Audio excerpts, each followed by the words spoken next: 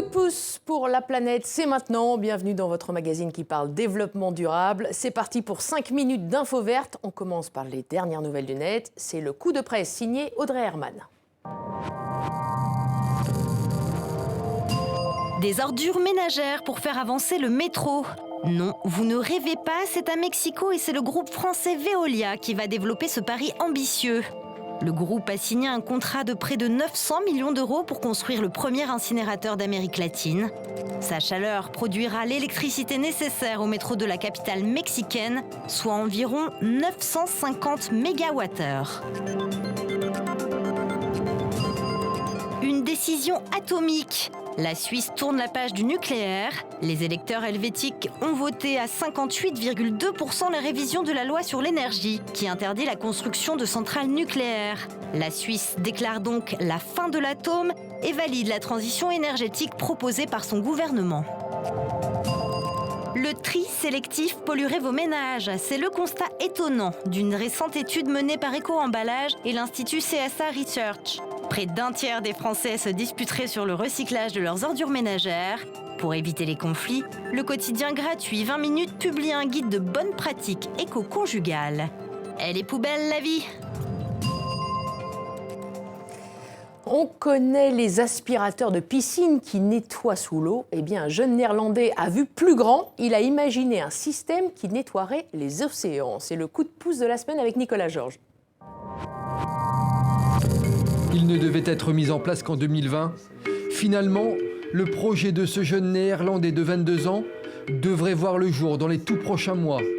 Voilà plusieurs années que Boyan Slat y consacre tout son temps. Objectif, débarrasser les océans de la pollution plastique, comme les bouteilles ou les sacs flottants à la surface des mers. Comment ? Grâce à des barrières de 2 km de long, disposées sur l'eau et composées de flotteurs et de filets. Un système qui utilise les courants marins pour ramasser les déchets. Au lieu de courir après le plastique, nous avons pensé qu'il était mieux de laisser le plastique venir vers nous en utilisant des barrières flottantes, très longues, qui flottent autour. L'océan se nettoie tout seul grâce au courant naturel de l'eau. L'année dernière, l'ingénieur néerlandais a lancé un premier essai qui s'est avéré concluant. Grâce à son système, Boyan Slat espère nettoyer 50% de la plaque de déchets du Pacifique d'ici à 5 ans. Une fois que nous aurons récupéré le plastique sur la Terre, il sera traité et recyclé avec des processus différents que nous développons actuellement. L'objectif est de transformer les déchets en granulés, puis de les proposer aux entreprises pour fabriquer des produits haut de gamme. Ainsi, on réalisera peut-être les chaises ou les téléphones du futur. À terme, grâce à ce projet ambitieux, ce sont plus de 5 milliards de morceaux de plastique qui pourraient être récupérés.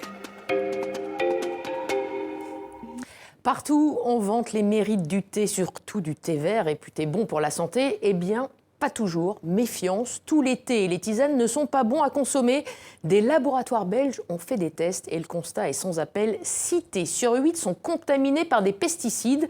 Un résultat rapproché d'une étude canadienne récente qui, elle, révélait que sur 10 marques populaires de thé, 5 contenaient des pesticides dans des proportions dépassant les limites maximales de résidus autorisés.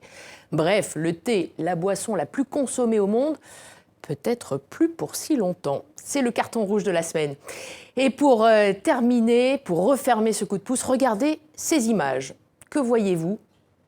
Une baleine échouée, la bouche pleine de détritus. C'est bien cela, mais elle est fausse. Beaucoup n'y ont vu que du feu. C'est le coup de pub réussi de Greenpeace qui a installé ce faux cétacé de 15 mètres de long, construit à partir de déchets sur une plage des Philippines. Objectif, sensibiliser à la pollution des océans. On en parlait. Voilà, c'est la fin de ce coup de pouce pour la planète que vous pouvez retrouver sur notre site tv5monde.com/c2p. D'ici là, prenez soin de la planète.